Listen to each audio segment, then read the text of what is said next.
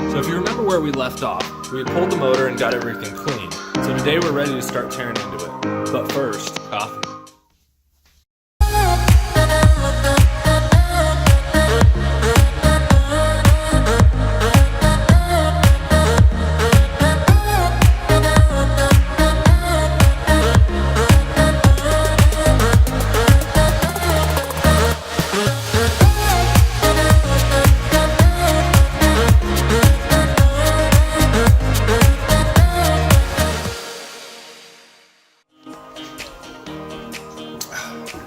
And even better than that, there's something we've been looking for this car for a very long time. And we finally found it, and it's good. So more on that later. It's kind of a bit of a surprise, so stick around till the end. But it also involves a road trip. And not just any road trip, but a road trip with beer. So that's all good things. So stay tuned for that. In any case, I gotta get going. I gotta get over to Orlando so we can start wrenching on this thing. But stay tuned.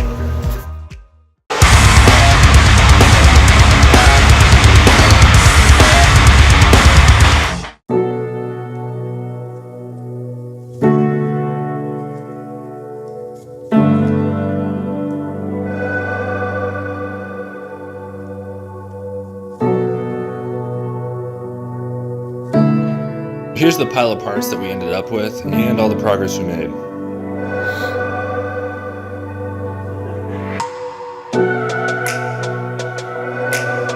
got the old motor mounts off, pulled them off. They look pretty damn good. Probably can't see that in the video, but if you torque them with your hand, you can feel a little bit of flex in them. Take the new ones out of the box. Try and torque those, and they're much firmer. All that accel and decel is going to put a lot of torque on these motor mounts, so we might as well go ahead and change them. And then again, Rock Auto for the win. I think these things were like $8 for both sides. So here you can see we got the water pump gasket off. Water pump actually feels really good. Take a look at this gasket surface. They obviously did not do a very good job of machining the surface flat. But if you take a flat file, you gotta be real careful to keep your pressure right over both sides of the surface. So you can gradually kind of just work it back and forth, kind of like that. And just take down some of those high spots. I'd never say that a file finish is a precision finish, but on something like this, it's gonna be better than what you had. And we'll put a little sealant on both sides of that gasket as well. Take a look at this front timing cover. It's definitely covered in oil. All these bolts were actually finger tight for the most part. We had a new rear main seal on our kit, but we didn't have a front main. It's actually different than any seal I've ever seen. This must be the outside of the seal. And all the replacement seal pictures we can find online look like your standard oil seal that's full rubber. And we're going to hold off on tapping this out just because I'm a little bit weary of if we can get a replacement. So I want to have the new one in hand first. So the new oil seal finally showed up, and it looks exactly like I would expect an oil seal to look. So now that we have it in hand, I feel pretty confident going ahead and tearing this old one out.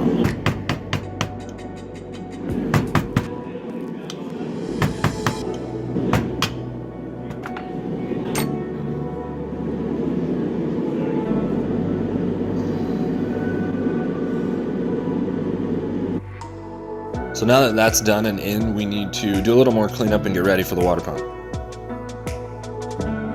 Next, I'm going to install the new oil seal, and then our timing cover should be wrapped up.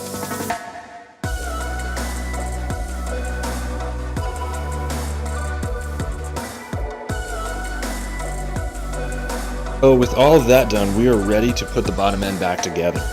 While we had it opened up, we did roll it over and do a visual inspection. Everything looked pretty clean. We also didn't notice any excessive play on any of the rods, and the thrust clearances seemed really good. So with that, we're just going to go ahead and run it as is. So here we have our 3TC flywheel. It's actually in really good shape, but man, is this sucker heavy. I think we're going to have to look into it and see if there's any lightweight options that are affordable.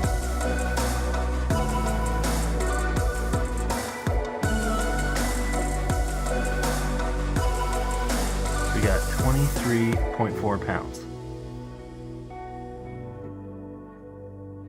So we got a ton done on the car. The entire bottom end has been gone through and buttoned back up. Next time that we work on it, we are going to be tearing into the top end. We've got a few things we want to do to it and check out before we put it back into the car. So now on to our surprise. We have been looking for wheels for this thing for a very long time. We thought it'd be a piece of cake to find them, being that they're 4-on-114.3 bolt pattern.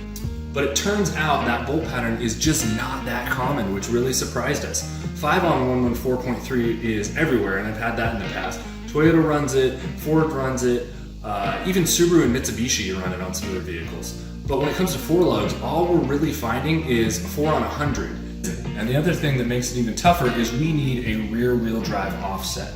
So we found a set of old school Panasport slot mags. These things are freaking awesome. I mean, they're period correct for the car. They're rear wheel drive offset. They should be strong, light, and just downright cool. The guy that owns them is a huge Z-Car guy, which is awesome. But in addition to that, he is actually the owner of MickDuff's Brewery in Sand Point, Idaho. So that's about an hour and a half from us. So BoostRodeo is going on a road trip today, and we're taking you guys with us. So let's get out of here. Alright, so we're making a little bit of a pit stop on a road trip. We are stopping at SunWest Engines. We're going to see if these guys can help us out and maybe lighten up that flywheel.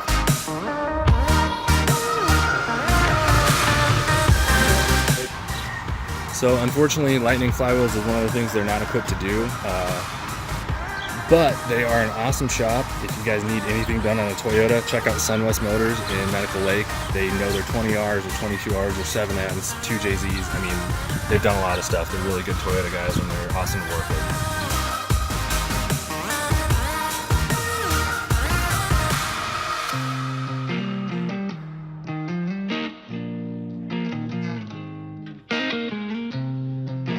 The Corolla project.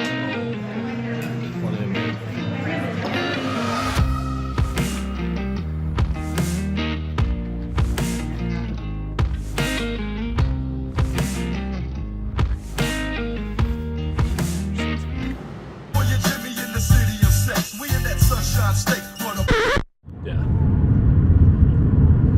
I haven't watched that movie yet. I've seen parts of it. Oh, you're right. It's one. Well, that's it for today, guys, but we have so much content, and I mean so much content that we just cannot wait to release. So hit that subscribe button so you don't miss it. Hit the like button if you feel like it, and also check us out on Instagram if you haven't yet.